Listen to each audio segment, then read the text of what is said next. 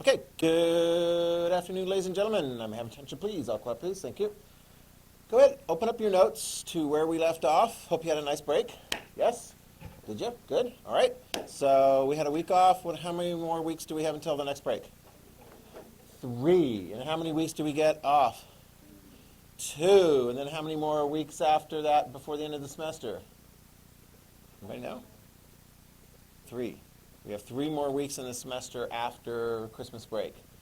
And then when do we get out for summer break? Tomorrow, no. It's cold out.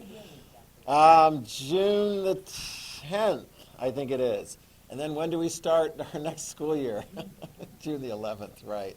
Yeah, there's going to be no summer break this year. I'm sorry. No, there's going to be a summer break. Sorry, it's like, don't tell me the summer break's going to be shorter.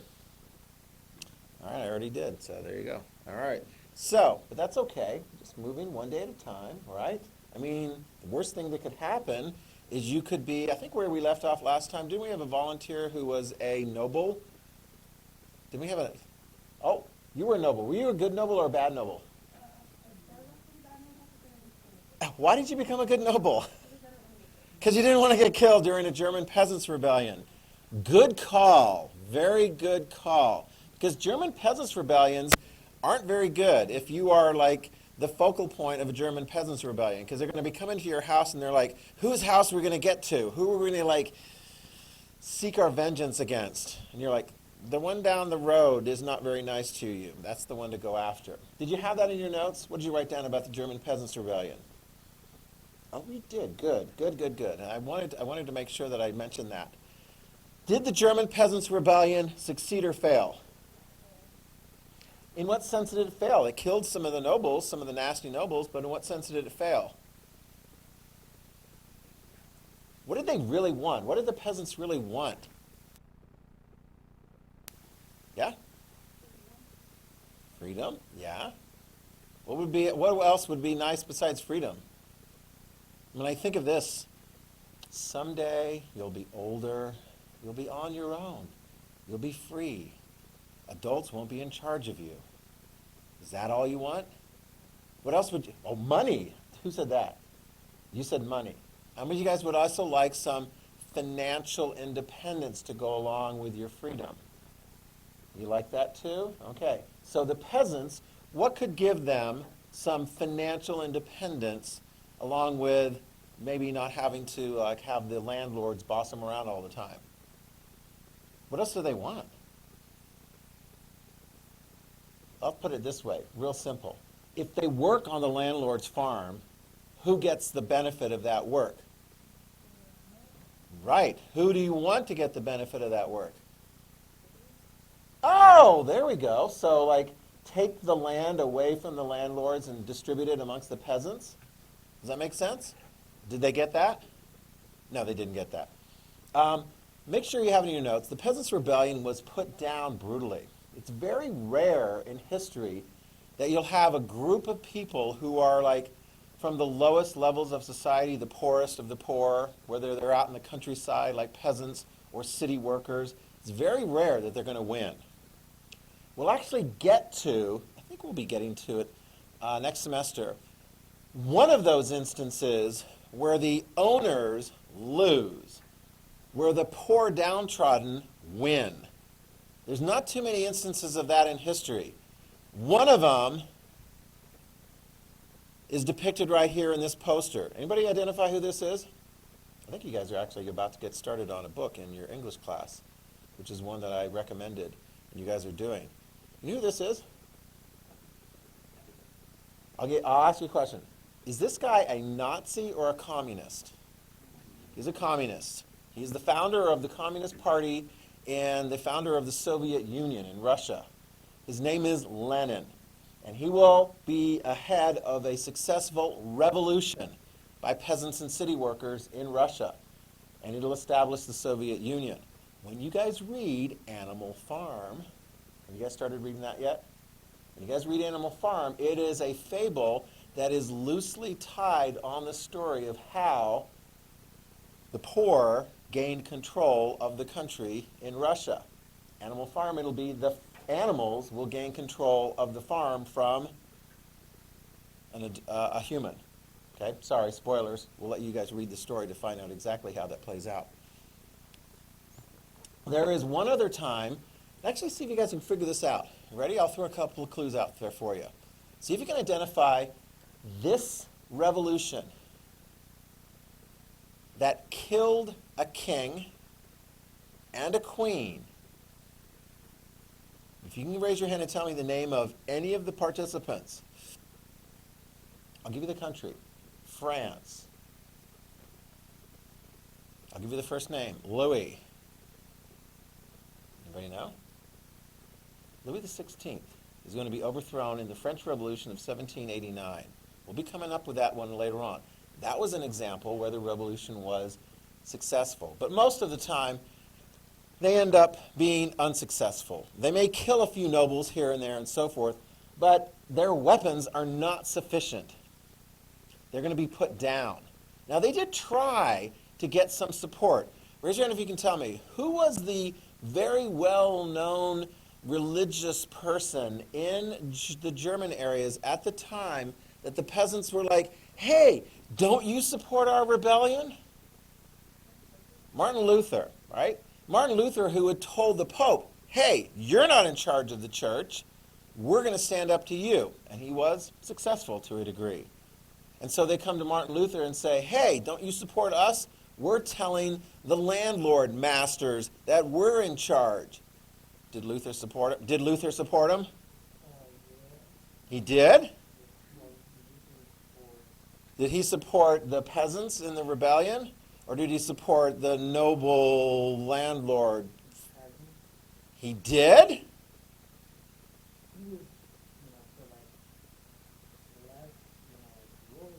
He was for less rules within the church. Yeah? Remember who the guy was that helped Martin Luther out when he stood up against the Pope and said, hey, Pope, you're not in charge? Remember who that was that had his back? Anybody guys remember who that was? John Frederick, the Elector of Saxony. He was like from that leading political group of people, nobles and kings and so forth like that. Make sure you have it clear in your notes. Martin Luther, write that down, did not support the peasants. He did not support the peasants. They were rebelling just like he was rebelling, but, I mean, can you imagine what the nobles would have done to Martin Luther if he supported a peasant rebellion? They would be like, no, sorry, dude, you're not with us anymore. So he was it was interesting because his rebellion against the Pope kind of helped inspire them. But ultimately, he's like, I'm sorry, I'm not with you guys. This is not going to work out for you. Good luck next time. Okay? Good luck. Now, I want to turn our attention to, in your handout, you've got a section there that talks about continued struggles. We're going to be talking about absolute monarchy and constitutional monarchy. Okay? Do you see those terms in your handouts? I want to go ahead and lay those out for you. Those are going to be very important. We'll be spending some time as well that's covered in government. Okay? Absolute monarchy versus constitutional monarchy. I want to make it really clear what the difference is. Because two of the countries we end up spending a fair amount of time looking at from here on out, France and Britain. One is going to be a really good example of one of those kinds of government, and the other is going to be a really good example of another of those kinds of government.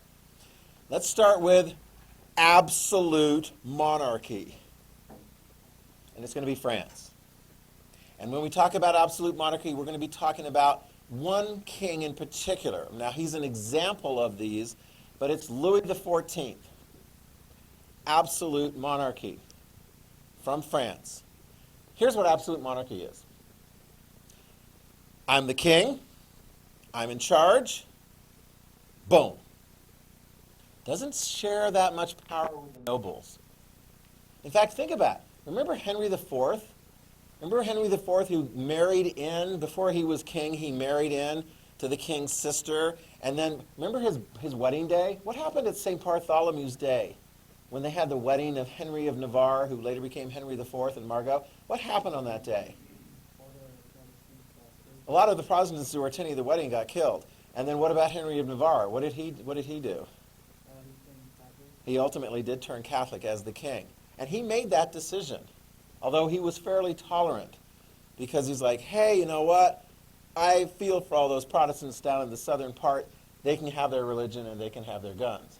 But notice this. Later kings took that power away, or excuse me, took that right away. There was one king, King Louis XIII, that took away their right to have guns. And you know what this king did? Write it down. Louis XIV took away the right of Protestants, Huguenots, to practice their religion in France. He can do that. He's the king. In fact, it says right there in your handout, this was in 1685. The Edict of Nantes was revoked. And you're like, oh my gosh, the Edict of Nantes? What was the Edict? Oh, that's right, the Edict of Nantes. That was the thing that Henry IV said, that people can have their guns and can have their religious freedom.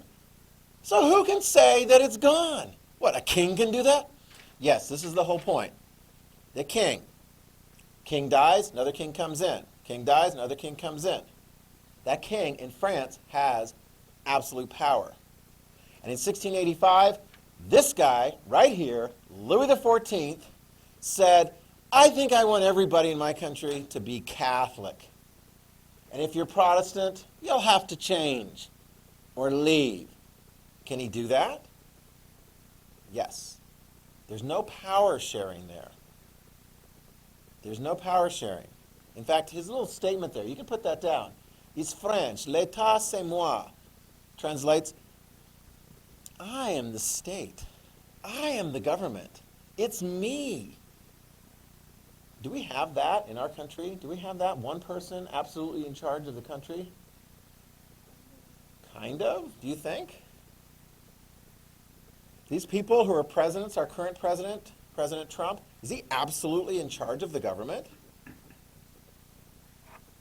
No. Our government that we have is going to be power sharing. Our government is going to be following more of what the British had done. France, the king's in charge. And in fact, I want you to put this down. You ready? The king is in charge. Who is the next group of people? They're pretty important. They've got a lot of money and land and so forth, but they don't have a lot of political power. Who's got money and land and special titles in France? The nobles. Write it down. The nobles in France have got money, they've got land, they're nobility. But there's one thing they don't have. Make sure you have that down. Nobles in France do not share political power with the king. I mean, if they don't like what the king's doing, they might try and kill the king or persuade the king. But those nobles are much more powerless than we're going to see, say, when we get to Britain. You got that? It's a very interesting thing. It's kind of like, let me ask you, how many of you guys would say in your house there is an absolute monarch? One person is in charge of your household. You're like, let me see, that would be the cat. No, I don't know. How many guys, there's power sharing in your household? There's power sharing. Maybe it's like a co-monarch, maybe mom and dad or something. How many guys would have I don't know, how many of you guys have a lot of power in your household? Do you? No? Are you going to stage a peasants' rebellion? No. Are you going to stage a peasants' rebellion? No. Any of you guys lead a peasants' rebellion? No. How are your monarchs good monarchs? Do they look out for your best interests? You're like, yes, if they look out for our best interests, then they're good monarchs. Well, I mean, if you are a positive monarch and you look out for the best interests of people, all right, fine, that's his job, and then he gets to be the king. Write this down. This guy was very, very interesting. Louis XIV. He was literally known as the Sun King. He's like, I am like the king who's like the sun that shines light upon you all. Well, that's pretty full of him. He also was the height of fashion. That was the fashion at the time with the big heady wigs and so forth and the tighty tights. Okay, that was his fashion, right? And he had the best house. Oh my gosh, write this down. The Palace of Versailles. He wanted everyone in Europe to know, I have the great kingdom of France. I am in charge. I have a big palace. He built it outside of Paris. Paris was the capital city. It's too crowded. He's like, I don't want to be in my palace in Paris. I want to build a new one, a big one, right outside of Paris, about 15 miles or so outside of Paris. The Palace of Versailles, massive building. And in fact, you know, a lot of the people that live there were nobles. They're like, hey, come, live at the Palace of Versailles. I can keep an eye on you. We'll make sure you're well fed and so forth. Do you have any power? No, but you can live here. In fact, you can spend a lot of time in my gardens. One of the reasons why he wanted to have the palace built outside of Paris, in Versailles, was because he could build these massive gardens. And it reflected his view of him in the universe and mankind in the universe. Very orderly. We're going to start to transition a little bit as we go through these notes into humans in charge of nature, part of the scientific revolution. Really? With science comes the ability to construct and maneuver and manipulate and be in charge of nature and science itself. Yeah, he liked to display that by actually having the gardens very orderly. How many of you guys like things very ordered? You're like a very ordered person? You'd be like Louis XIV. How many of you guys are like, no, I like things kind of loose and flowing and so forth? That would have been more of maybe like a Japanese style thing. Louis XIV was all about order, order, order. This is my palace. I am in charge. I am doing this. Protestants, you have to leave. But make sure you put this down. If the Protestants had to leave, what was the official church? What was the official church of France? What was the official church of France if the Protestants have to leave?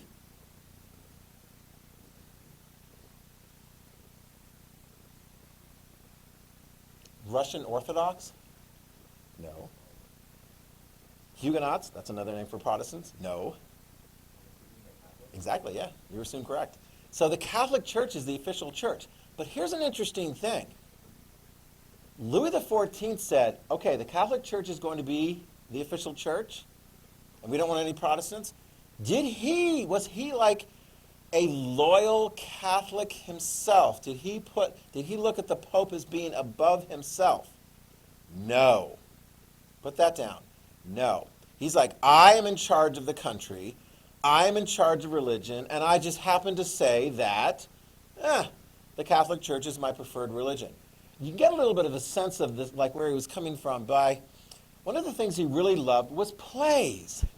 He loved being entertained by plays, and he loved comedies. There were some great French comedic playwrights, and in their plays, he encouraged them, and they did, for laughs, make fun of the people who he said it was okay to make fun of. And so in their plays, they would make fun of the Catholic Church. He enjoyed watching plays that made fun of the Catholic Church. And you're like, that doesn't make sense. Didn't he just kick the Protestants out there and make the Catholic Church the only church in France? And he's like, well, yeah. But where does he see himself in relation to the Catholic Church? Above it. So he would have plays, and he would sit back and watch these plays and go, ha, ha, ha, they're making fun of this cardinal and that bishop and so forth. He's like, that's great. Guess who else he liked to make fun of? And he enjoyed plays making fun of them. I'll give you a clue. These are the people who are hanging out in his palace. And they're just below him. They don't have political power. They've got title, they got money, they got land, but they don't have political power. Exactly, the nobles. He would have a lot of chuckles at the expense of the nobles. So guess which kind of comedic plays he did not want to see performed in his kingdom? Plays that made fun of? Exactly. Yeah. He did not want to have plays that made fun of himself. Louis XIV, he was quite a character. He went to war against many different countries in Europe. Wars, wars, wars. He spent a lot of money. War, war, war. France was a big deal with an absolute monarch. Are they going to continue having absolute monarchs throughout the 1700s? Well, pay close attention to this, because if you spend a lot of money, you don't make a lot of money as the king and so forth, you might end up in a big problem, and once upon a time, there's going to be a king. It's not Louis XIV. It's going to be Louis XVI. Make a little note right now. just kind of put it right there. Louis the 16th, 1789. He's going to be overthrown by a French Revolution. And his power is going to end up dead. And who's going to be in charge of France for a while? The poor people are going to be in charge of France for a while. That's coming up. Okay? You go from one extreme, one powerful person, to just chaos. And it's going to be really wild. Okay? France. Let's turn our attention to constitutional monarchy. I want to make sure you write that down clearly in your notes. Constitutional monarchy, and it's going to be in England. Or if you prefer, Britain, England plus Scotland from the north. We're going to see those two areas are going to be tied together. Constitutional monarchy. You guys see that in there? Okay. So what is constitutional monarchy? Well, I'll tell you what. In my government class, I make sure that students know that constitutional monarchy is really kind of a form of, ready? Democracy. It's kind of a form of democracy, and I'll tell you how. It's power sharing. The king has power, or the queen, like with Queen Elizabeth. The queen, the king, whatever, has power, but they share it. There is a power-sharing relationship going on there. And there has been for many, many years in England. Now that you add England to Scotland, let's just call it Britain. Okay? And it goes all the way back to the 1200s when there was a king named John who got into a big fight with the nobles. And the nobles won. And they said, King, we want you to sign this piece of paper, this Magna Carta, which calls for power sharing. And if you don't sign it, well, I guess we're just going to have to, knock you off and bring in another king that will sign it. You understand that? They had power sharing. So think of it this way. Go back to stuff that you have covered. When Henry VIII wanted a divorce, how did he get a divorce? Did they change the law in England? Yeah, remember what the law was called? You guys are like, what was the name of that law that was passed in England that allowed Henry VIII to get married? Oh, yes, the Act of Supremacy, 1534. He wanted it. Who else wanted it? No, the Pope did not want it. The Pope was like, no, no, no. The Act of Supremacy made the King of England the head of the Church of England. Who supported him? Who basically said, we got your back, Henry. We want this. We want you to have a second wife so that you can have a son so that everything can work out fine. The nobles, exactly. And the nobles are in Parliament. Parliament. Parliament. Got that? Think of them as today it would be like an elected group of people, a legislature, like a Congress. Back in those days, they didn't really have elections so much. How did you get to be in Parliament? I'm a noble. My dad was a duke. His dad was a duke. It got passed down. Over time, eventually, they will have, in Britain, people elected to the Parliament. And in fact, that's what they have today. In Britain, it's a full-on democracy, constitutional monarchy. They have elections. The leaders are in charge of the government. Do they still have a monarch to wave to the crowds and so forth who is beloved by the people? Yes, Queen Elizabeth II is very, very popular.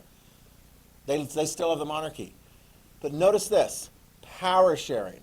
Got it? Was Queen Elizabeth, was she a good power sharer? Yeah. Was her sister, Bloody Mary, a good power sharer? What did she do to nobles if they happened to be Protestant? Yeah, she wanted to kill them. That was one of the reasons why she was so unpopular. All right? So constitutional monarchy is a power sharing thing. The United States of America came in its existence as colonies from which country? Britain or France? What language do you speak? English or French? Yes. Is there a reason why we speak so much English in this country? Yeah, we were descended from the original English colonies in North America. Our history comes from that traditions we have from constitutional monarchy, power sharing, a limited king. Make sure you write that down.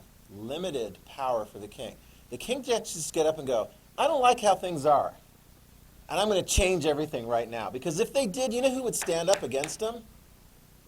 Who would stand up against the monarch of England if they tried to just take their will and get their way?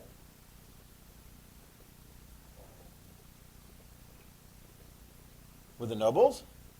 Yeah. And they know that they can't. It's very different because like in France, where are the nobles? They're hanging out here. They're like cowed. They're like, we've never had any power. We haven't had power for a long time. Oh, just shut up and give me some more food and get me something nice to wear. I'm going to go for a walk in the garden. Whoops. So much for French nobles. But in Britain, let's tell you the story. In Britain, the nobles matter. All right, you ready? Because there's going to be some crazy times as we go through this British history. Crazy times. You ready?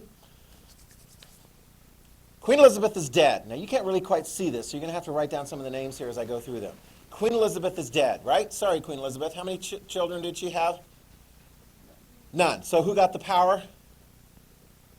Who got to become the next monarch? Yes? Her sister's son. Yeah, her sister's son. Who became James I. Write it down. James I of England.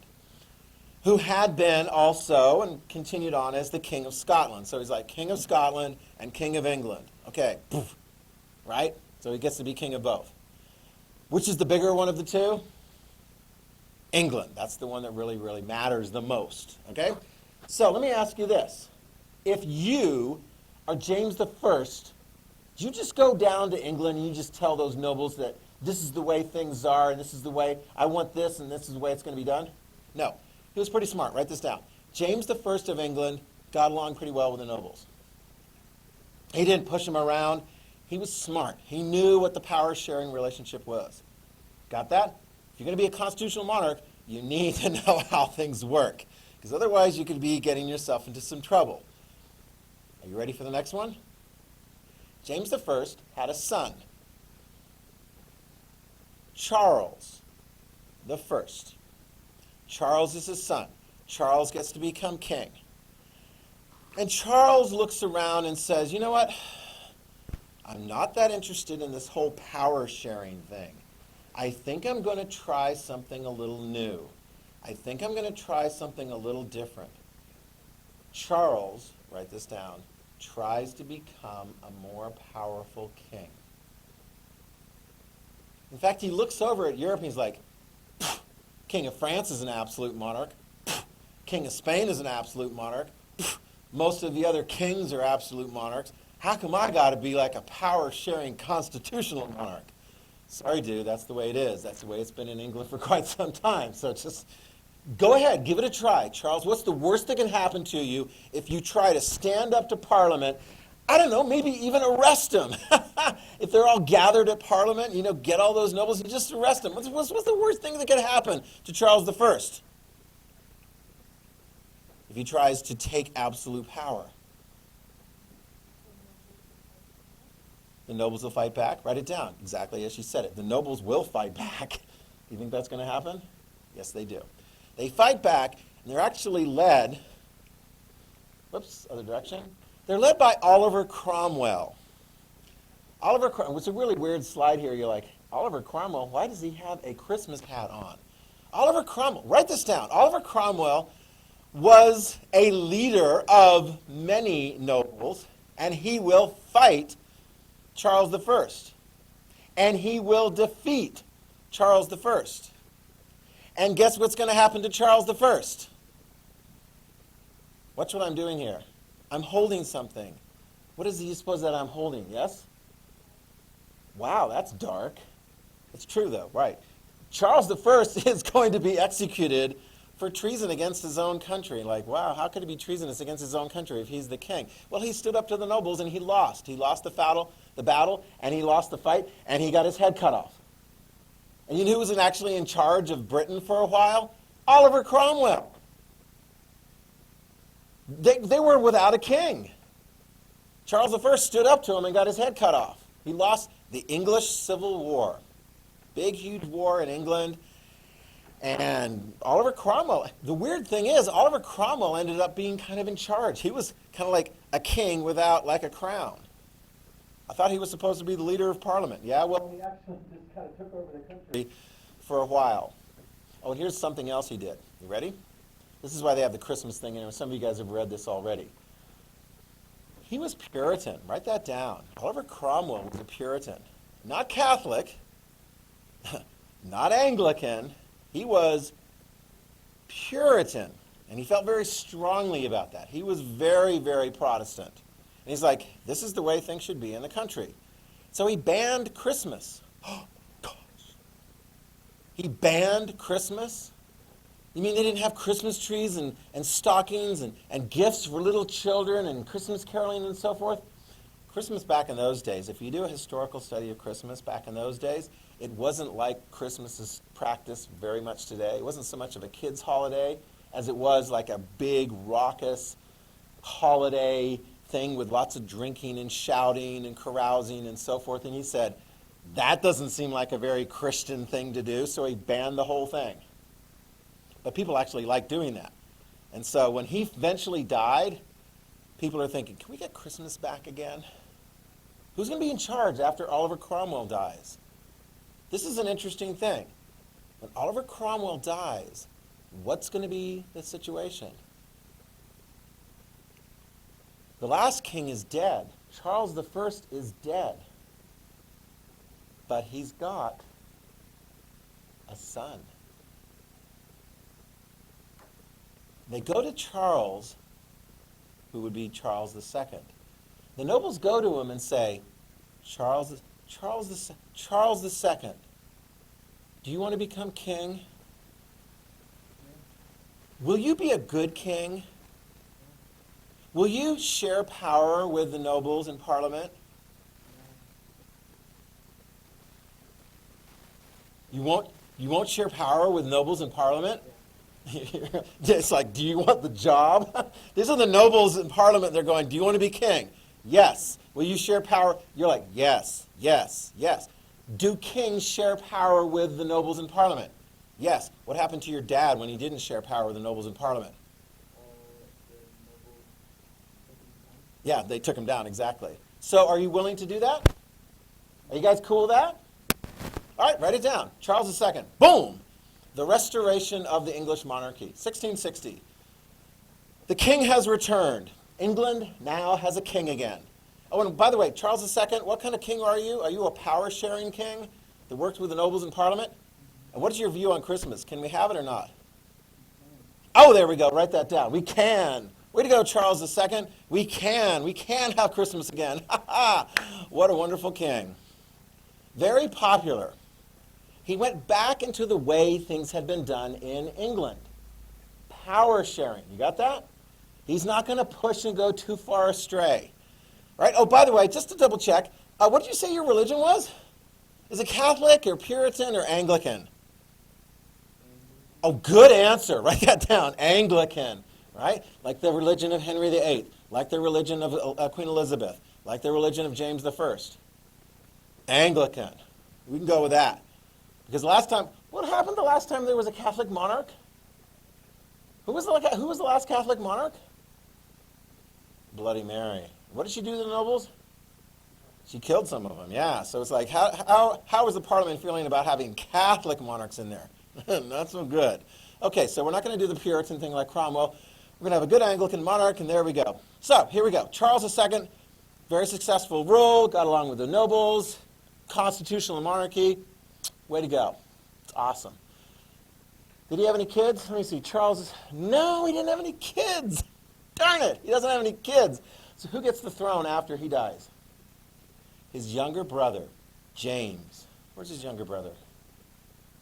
You guys never volunteer. You're James. You're the younger brother of Charles. Do you want to be king? You're like, of course he's going to be king. He's the next in line. You're going to be king. Are you going to step out of line? Are you going to try and take power away from the nobles?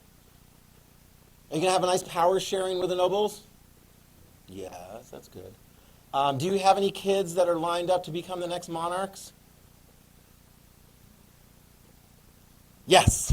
Okay. Good. What kind of kids? Girls or boys? He's got 2 girls. Write it down. James II has 2 girls. The oldest is Mary, and the next oldest is Anne. Like, what? You're always like, if you ever find out the name of somebody who's like, the younger sibling, the younger sister, then there's a reason for that, right? We went through 3 of Henry VIII's kids. Well, we got 2 of your kids now. James II comes in. He's married. His kids, Mary and... Would you prefer that you had a boy? Or are we past that yet? Are we past that yet in English history? Can girls rule? Do we have an example of the successful monarchy of a girl? Who? Elizabeth, yeah, exactly. So, but is there still a preference for boys? There is. Make sure you write that down. There is a preference for boys, and it's official. So in your first marriage, you had 2 girls, and you've been around for a while. The girls are both grown up, and they're married. Mary is married to a fellow by the name of William. And he's from the Netherlands, he's a Protestant, and he's all cool, and they like him and so forth. William and James's daughter Mary. And Anne is also married and so forth, and everything's cool and so forth and everything. But your wife dies. You gonna get married again? Sure, why not? James gets married again. James II gets married again. A younger woman who he falls in love with, and everything's fine, except there is one interesting thing about her. You fell in love with her, but it turns out she's Catholic. Oh, do you see a problem there? Really? What, do you got things against Catholics? It's his wife. He's the king. Just because his wife is Catholic doesn't mean anything. Does it? Or does it? What are you afraid of? Are you afraid of something bad could happen? Are the nobles afraid something bad could happen? I'm hearing a yes. Write this down. The nobles are afraid that something bad could happen. Look, really? Because she's got a young Catholic wife? I mean, what's the worst thing that could happen with a king with a young Catholic wife? She could get pregnant. Well, hello, that could happen in a marriage. She gets pregnant. Write it down. James's wife, his second wife, I always get this one confused. Here we go. It's Mary. Mary, she's from, I believe, from France. She's Catholic. She gets pregnant. Why is that a concern? You want to know why it's a concern? Because if she has a boy and James II dies, who's the next monarch? The oldest girl, Mary, the second oldest girl, Anne, or the youngest kid, the boy. The boy would come in. What happens if you have a monarch that's like very, very young? Do they still get to be monarch? They do, yeah. I mean, James, remember James the First of England? Actually, it was James VI of Scotland. His mother, Mary, Queen of Scots, she got kicked off the throne. He was just a toddler. And so he was the king. But who really ruled Scotland on his behalf? Older relatives. If James II died and power went to his boy, who would really have a lot of power in the country then? His young, widowed wife, who was Catholic. Are the nobles concerned about that? Should they be concerned about that? What would possibly happen if a young Catholic queen raising a boy to be king was now in charge? It could be like Bloody Mary all over again. Or maybe that's just, I don't know. This is weird. Did you do anything wrong by getting married and having a kid? Here's the deal. In 1688, James II becomes a father. 2, are you ready? Dun, dun, dun. Write this person's name down. The name is James. It's a boy. It's a boy. And the nobles are like concerned. And so this is one of those weird things. It's almost like they wrote a special letter right? If somebody were to have like a baby in your family, would you send them congratulations? Would you send them flowers or something like that? Would you send them a gift? This is kind of what the nobles did in 1688. You ready? In 1688, the nobles, the British Parliament, sent a message to James II along these lines. Congratulations on the birth of your new son. Now leave. Did you hear that?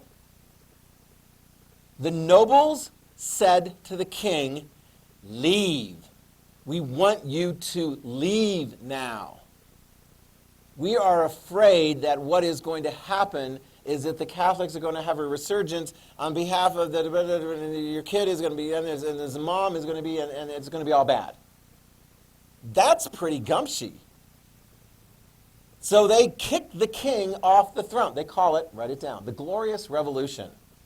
The Glorious Revolution. They kicked the king off of his throne. There it is, 1688, 1689. And you know who's actually in cahoots to kick the king off the throne? The king's oldest daughter, Mary, and her husband, William, who agree with the nobles in Parliament that they will step in as the new king and queen, like a combination thing. William and Mary become the king and queen against the wishes of the father, against the wishes of the new wife, obviously against the wishes of the little baby boy. They call it the Glorious Revolution.